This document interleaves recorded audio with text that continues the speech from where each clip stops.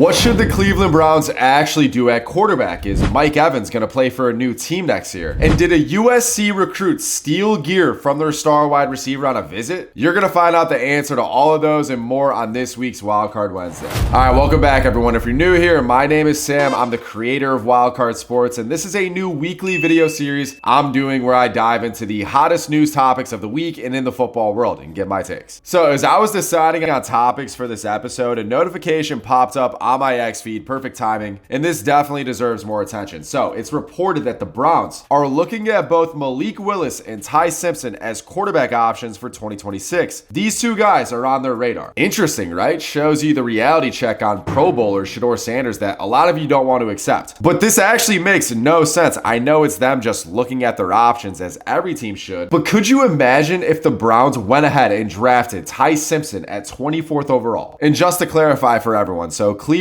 has 2 first-round picks in 2026. They got the 6th overall pick and the 24th they got from Jacksonville on draft day last year. But yeah, back to Ty Simpson. So this team is literally just saying, one of these guys got to hit. I couldn't imagine a roster with Gabriel, Shedeur, Ty Simpson, and Deshaun Watson. At that point, you would have to try and trade Gabriel, right? Because who else are they going to get rid of? You can't have 4 quarterbacks on the roster, and they can't cut Deshaun Watson. They would literally lose cap space by letting Deshaun go, which we'll talk about a little more soon. Back to Simpson. From an NFL standpoint, he does do a lot of attributes that could translate. I love his ability to get out of structure and his grit that he's got, but down the stretch, watching him against Auburn, Georgia, Oklahoma, and the Indiana games, that's not a first round pick. I don't know if he's even accurate enough for the second round. Unsettled in the pocket at times, tends to hold the ball too long and average anticipation. Simpson also throws the ball up for grabs under pressure. Mix that in with his injury risk. He's a guy that's a developmental pick, not a franchise changer, and that is not what the Browns need right now.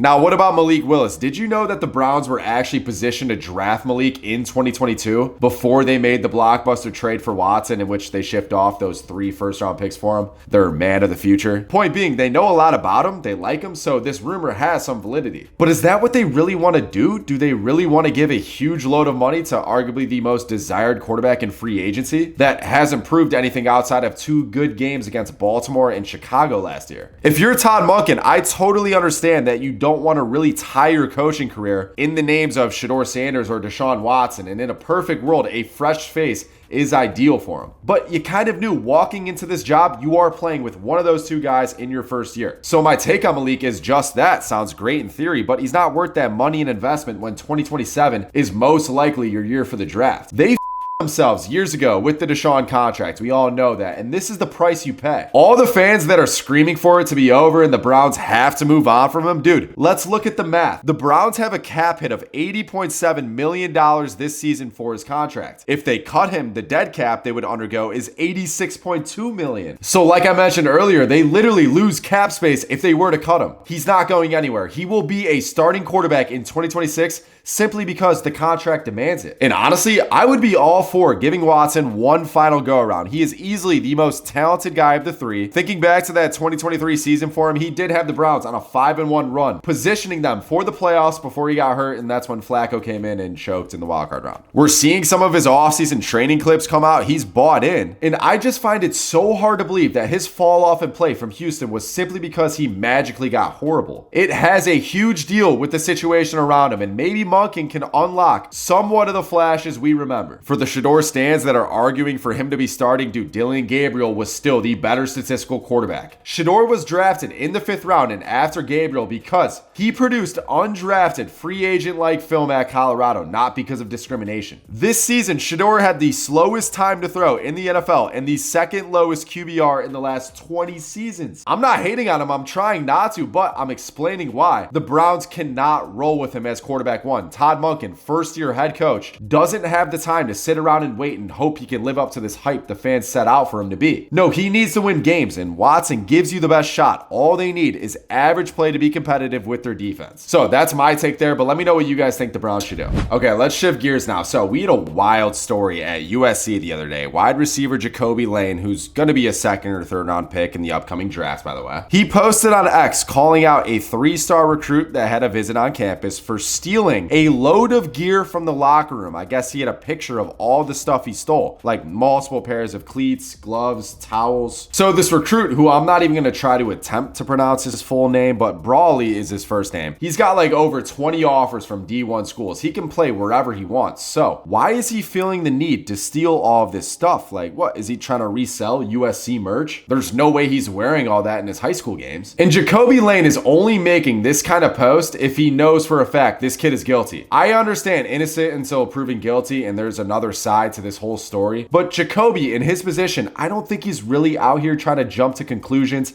and tarnish a kid's name if it wasn't true. Plus, if you look at the image on his post, this was from 5 months ago. Maybe he finally got confirmation it was legit or something. Now, this kid hasn't made any statement from when I'm recording this here on Tuesday, but can't imagine USC is going to keep that offer to him. And also, this hurts his reputation with other schools. Like, what are we doing, bro? Honestly, like, you're going to get all of this gear no matter what school you go to. It's the NIL era. So many opportunities to make bank. And this recruit, Brawley, if you look at his Instagram, he's actually already taken advantage of this NIL era in high school. He's posting a sponsorship with some protein brand. So, stealing gear for whatever reason makes zero sense. Okay, final topic I wanted to talk about this week was with Mike Evans. It is confirmed he will return to play his 13th NFL season. You should love to see this. I sure do. This guy missed 2 months of ball last year with a broken collarbone. Came back and in his first game went for 130 yards on 6 grabs. He's still got it as long as he stays healthy. But will the Bucs keep him? I know it would be so weird not seeing him in a Bucs uniform, but his agent has made it clear he will be exploring other options in free agency. The Bucs could technically franchise tag him, but after all he's given to the organization, they're not going to put handcuffs on him in the final stages of his career. He's going to have free roam to do whatever he desires to do. I also don't know if that would even make sense for the Bucs financially, because Mike Evans can get $27-ish million on a 1-year deal from other teams. Does that make sense when they've invested a lot into Chris Godwin? They got Ibuka on the rise and someone like McMillan. So the Bills are going to come calling for him. Josh Allen is desperate for some help through the air, and Evans obviously wants to remain on a contender. I would expect the Chiefs to be up there too. In my opinion, that would be the best fit for him. Go play with Mahomes to finish out your career and take a shot at the Super Bowl run with him. Also, the Patriots and sneaky San Francisco would be a good option. When you look at the Niners, they need a contested catch guy that'll go up and get balls. At the end of the day, Mike Evans is only behind Jerry Rice in most seasons with 1,000 yards. He's a first ballot Hall of Famer, a Super Bowl champion. No matter what he does, there's not much else left to prove. It's going to be intriguing and telling what his thought process is based on this decision, obviously. So that's going to wrap it up for this week. 3 interesting topics I thought you guys would be interested in. If you're not already, would appreciate if you guys subscribe, to maybe like the video, drop a comment. I'll be responding to everyone. But thank you guys for watching, and we'll see you next week.